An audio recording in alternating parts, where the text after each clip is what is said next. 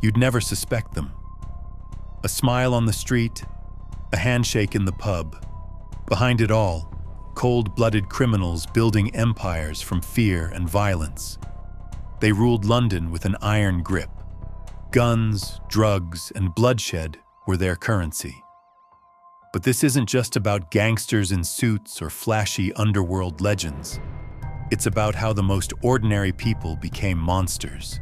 Friends, fathers, sons. Pushed by greed, pride, or survival, they stepped over the line and never looked back. This is the true story of how London's most feared crime empires were born, and how they destroyed themselves from within. Twins got out of control. Ronnie and Reggie Kray were born and raised in the gritty streets of East London, sons of a struggling working-class family. From the start, they were a force no one could break. Two brothers who learned to fight, hustle, and survive. They started small, running protection rackets, dealing with local gangs, and collecting debts. But their ambitions stretched far beyond the back alleys. By the late 1950s, the twins had grown from street fighters to the undisputed kings of East London's criminal underworld. Their empire spread across nightclubs, illegal gambling, and drug trafficking. They weren't just feared, they were celebrities, rubbing shoulders with politicians, entertainers, even members of the royal family. Charm and fear blended perfectly in their reign. But the power came at a heavy price. Both Ronnie and Reggie slipped deep into addiction, with drugs poisoning their minds and fueling their paranoia. Reggie, once cool and calculating, became unpredictable and violent. Ronnie's charm darkened into menace. Even their family wasn't safe from the chaos. Their father, Charles Kray, once their guiding force, tried to hold them together, but his efforts failed. In a shocking, brutal confrontation, Reggie ended up killing his own father, a fracture in the family that tore them apart forever. The 1960s saw the law finally closing in. The police had long suspected the Krays but needed solid proof. That proof came when someone very close to the brothers betrayed them, an insider who fed information to the authorities. In 1969, the Kray twins were arrested, and their empire crumbled. Prison life brought no peace. Suspicion ate away at their bond. Reggie grew convinced that Ronnie had cooperated with the police, that he had betrayed the family. Consumed by paranoia, Reggie attempted to kill his own brother behind bars.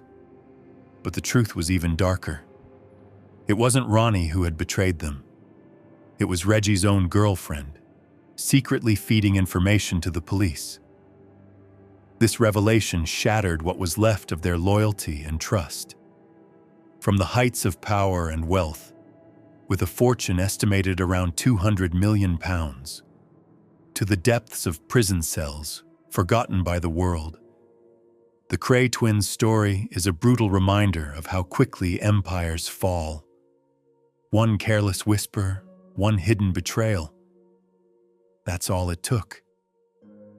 They were once kings of London's underworld, now just shadows behind cold bars, victims of their own paranoia and the crushing weight of betrayal. Brothers that ruled the shadows. They were just three brothers from a rough part of Islington, Terry, Tommy, and Patsy Adams. No silver spoons, no easy way out. Just kids trying to survive in a world that wanted to keep them down. Back in the early 80s, London's East End was a maze of abandoned buildings, flickering street lamps, and a booming underground drug trade. But the Adams boys? They saw opportunity where others saw danger. They didn't start with guns or violence. No, their first hustle was small, running protection for local shops, dealing in stolen goods, selling tiny amounts of cannabis. The kind of crime easy to dismiss until you realize it was the foundation of something much bigger.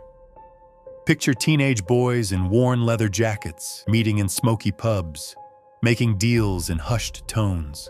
It wasn't glamorous, but every pound earned was a step away from the streets.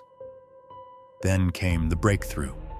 The Adams brothers saw a gap in the market. London's drug trade was chaotic, fragmented. They brought order, system, discipline.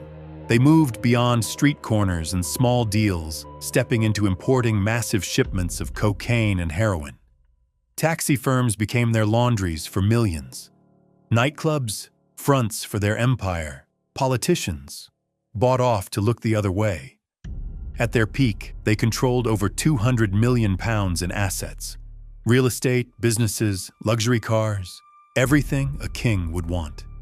Patsy was the enforcer, ruthless and feared, his name whispered in fear across London streets. Tommy handled the finances, a genius at hiding money, making the dirty clean. Terry, the mastermind, a calm, calculating CEO running his criminal empire from the shadows. They weren't just criminals, they were kings, lords of London's underworld. But empires built on fear always crack. Rival crews got jealous. Trusted men got nervous. And then, one phone call changed everything. One mistake, one slip of the tongue. The police were listening. It started with a prank.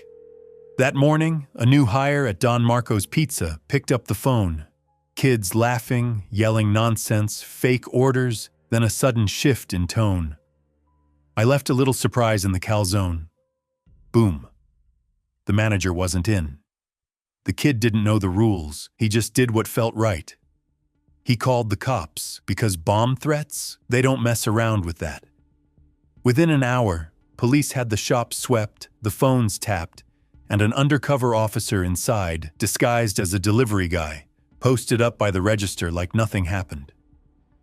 Then, late afternoon, the phone rang again. This time, the voice was different, calm, serious, almost rehearsed. Yeah, I'll take the usual. 2 fire sticks, extra thunder, driver knows the drill, back door, no knock. The undercover froze. Fire sticks and thunder, they'd seen those in intercepted texts before, guns and cash. But then came the real break. A pause, a breath, and then, don't screw it up like last time at Holloway. Adams wants it clean. He said the name. That was it. Within minutes, the address was confirmed, a known safe house. Unmarked cars moved in. Mics switched on. The delivery was packed into a police van. The bell rang. Tommy Adams answered.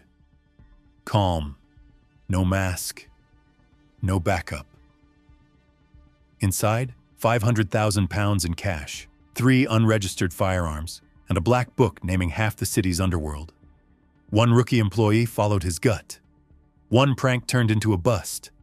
One code cracked an empire. The trap house that never vanished. In the early 2000s and 10s, London's streets were gripped by a new wave of crime. Young gangs, armed and ruthless, fought bitter battles for control over drug territories. Among the most feared was the notorious North Side Trap House crew, a gang whose name struck terror across the city. Led by a young kingpin known only as D-Mac, the group rose quickly through violence and intimidation. Their empire stretched across council estates and high streets alike, trafficking drugs, weapons, and fear. But with power came enemies. Rival crews from the south and east challenged their control, igniting a brutal turf war that spilled into public spaces, shootings on busy streets, drive-by attacks, and brazen daylight assaults. In 2019, a dramatic turning point arrived. A major police operation, codenamed Operation Steel, mobilized hundreds of officers to dismantle the gang's network. Surveillance, informants, and undercover agents gathered crucial evidence. The climax came on a cold November night when police raided multiple trap houses simultaneously. Shots rang out as gang members tried to resist arrest, but the overwhelming force crushed the resistance. D-Mac was arrested in a tense standoff, charged with conspiracy to supply Class A drugs, firearms offenses, and attempted murder. The trial exposed the raw reality of London's street crime, young lives trapped in a violent cycle. By 2021, the North Side Trap House empire was broken. Leaders jailed, weapons seized, territories cleared. But the story didn't end there. In the shadows of the old empire, a new gang emerged, Zone 45. Rumored to be run by D-Mac's former lieutenants, they recruited kids as young as 13 through Snapchat and Telegram. Promises of money, power, and protection lured them in, and getting out? Not an option. In 2023, a teen from a rival crew mocked Zone 45 on TikTok. A week later, he was found dead behind a convenience store, 2 bullets to the head. No arrests were made, no one talked. Today, the Northside name is gone, but its ghost still haunts London. Violence just went deeper underground. Smarter, younger, more brutal. If you liked this video, smash that like button, hit subscribe, and don't forget to ring that bell so you never miss an update. Drop your thoughts in the comments below. What do you think happened to D-Mac? Thanks for watching. Stay safe out there. Peace.